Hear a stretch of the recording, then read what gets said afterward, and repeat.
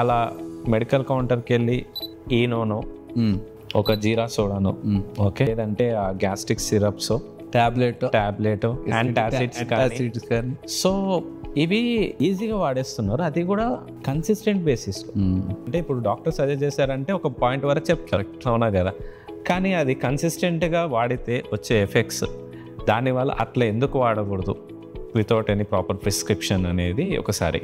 ఇలాంటిది ఒక రోజు 2 రోజులకు పర్వాలేదు. అంటే మీకు ఫీవర్ వచ్చింది, వైరల్ ఫీవర్, మీరు పారాసెటమాల్ వేసుకున్నారు, ఒక రోజు తగ్గింది, ఓకే.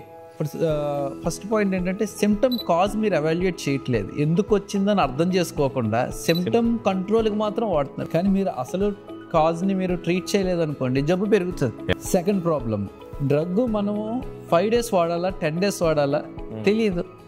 సో స్టార్ట్ చేసిన తర్వాత ఇంప్రూవ్మెంట్ ఉంది కాబట్టి కొంతమంది వారాలు వాడతారు, కొంతమంది సంవత్సరాలు కూడా వాడతారు. మా దగ్గర కొంతమంది పేషెంట్ 15 సంవత్సరాలు 20 సంవత్సరాల నుంచి చేసుకున్న వాళ్ళు కూడా ఉన్నారు. మీరు ఏదైనా ఫుడ్ ఒక ప్రోటీన్ అవ్వచ్చు, ఒక కార్బోహైడ్రేట్ అవ్వచ్చు, అది యాసిడ్లో కరిగి అరుగుతేనే కదా అబ్జర్వ్ అవుతుంది.